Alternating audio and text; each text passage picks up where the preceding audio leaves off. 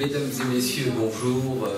Je vais donc m'entretenir avec vous sur les Juifs et la Grande Guerre, un sujet connu au sein de la nation, mais de façon superficielle, et quasiment méconnu pour la majorité des Juifs, notamment des Juifs d'une nouvelle génération.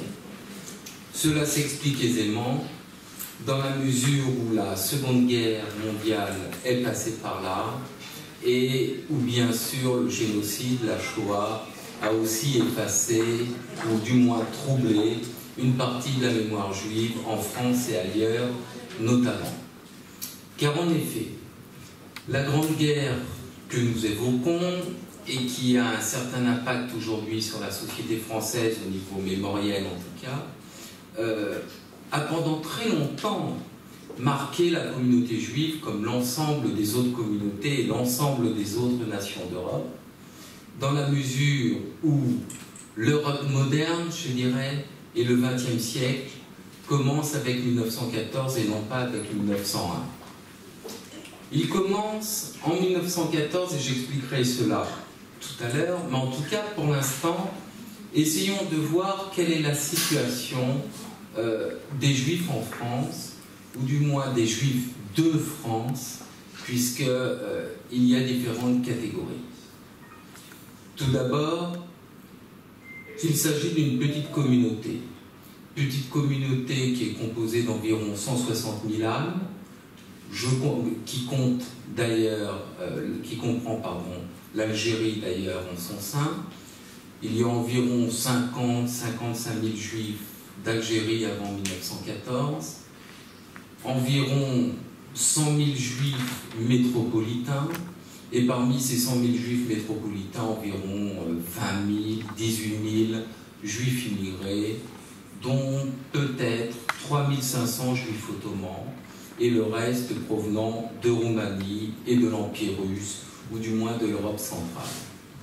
Donc voilà un peu le tableau, en sachant donc, comme je le précisais, que c'est une petite communauté européenne de l'Europe, dans la mesure où en Angleterre il y a déjà plus de 360 000 Juifs, et en Allemagne il y en a déjà près de 460 000 à 470 000. Finalement, c'est une communauté moyenne, je dirais, qui est comprise entre l'Italie et le Royaume-Uni.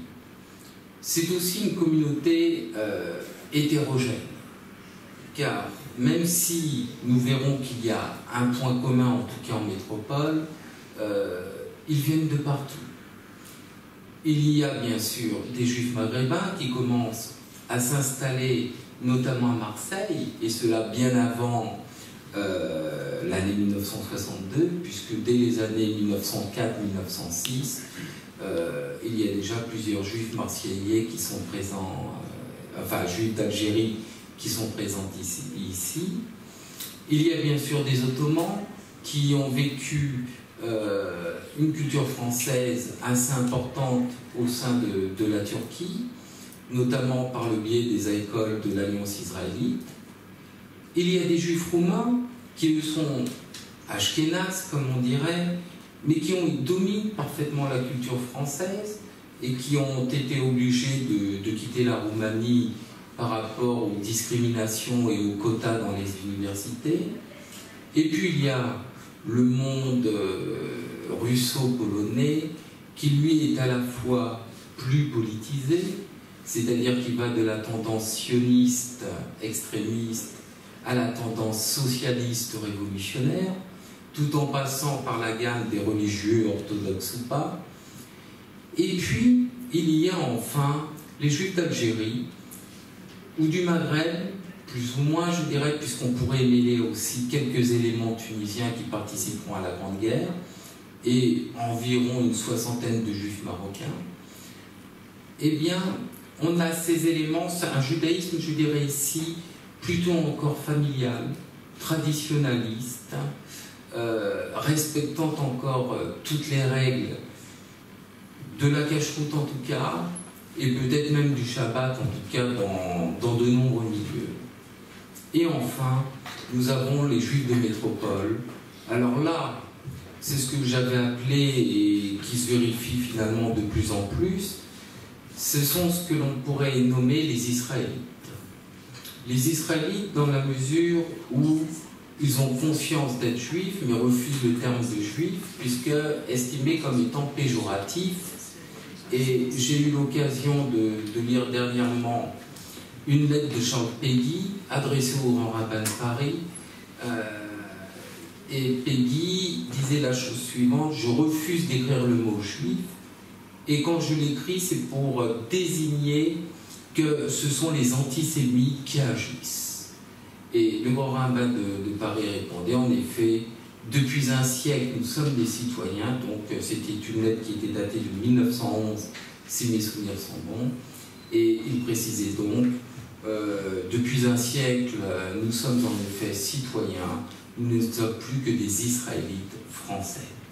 Et en effet, cette notion d'Israélite chez les Juifs de France est essentielle, est importante, dans la mesure où pour eux, ils ont une citoyenneté, une nationalité qui est celle d'être français, avec une religion qui se distingue bien sûr de la religion dominante et qui est celle de la pratique du mosaïsme ou de l'israélitisme, et donc à partir de ce moment-là, ils deviennent des Français israélites.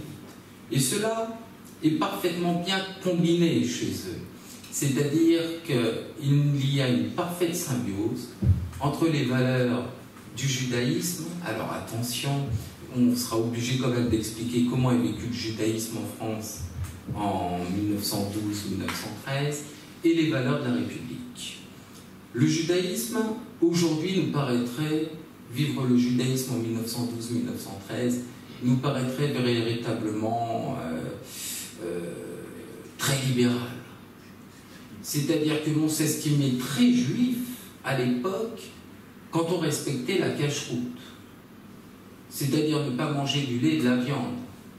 Mais on pouvait très bien aller acheter du bœuf chez le boucher du coin, sans se poser la question.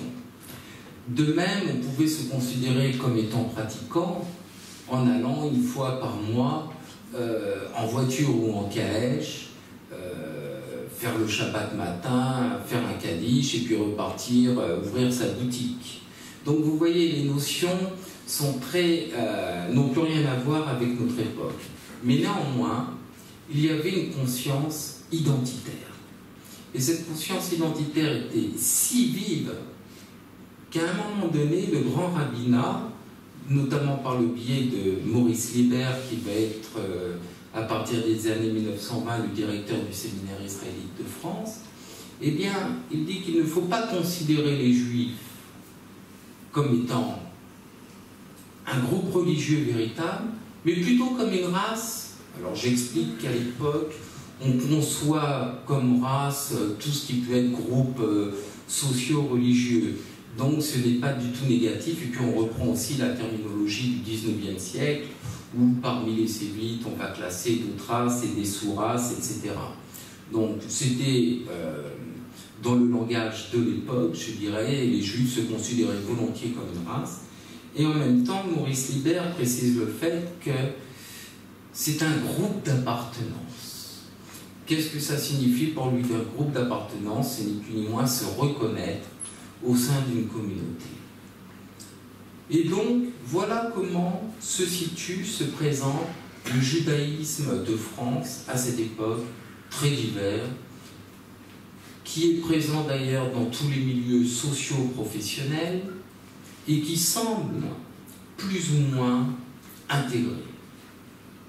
On en est quand même concernant les Juifs de souche, c'est-à-dire alsaciens, lorrains, comtadins et bordelais, on en est quand même déjà à la 4e génération, voire 5e génération des décrets émancipateurs de 1789 et 91.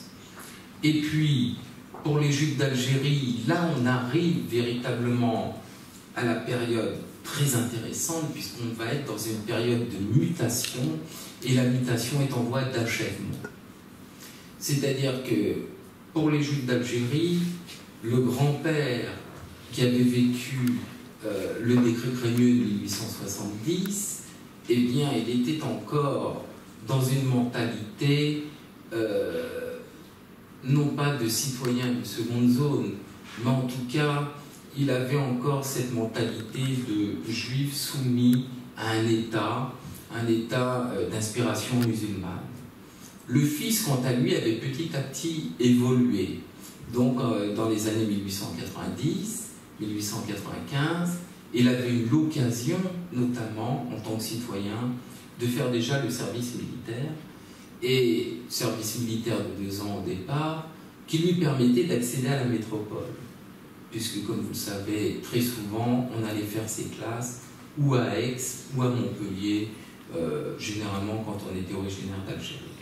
Ce qui fait que c'était déjà sortir de son milieu, sortir de la famille, etc., et d'être confronté véritablement au monde non juif.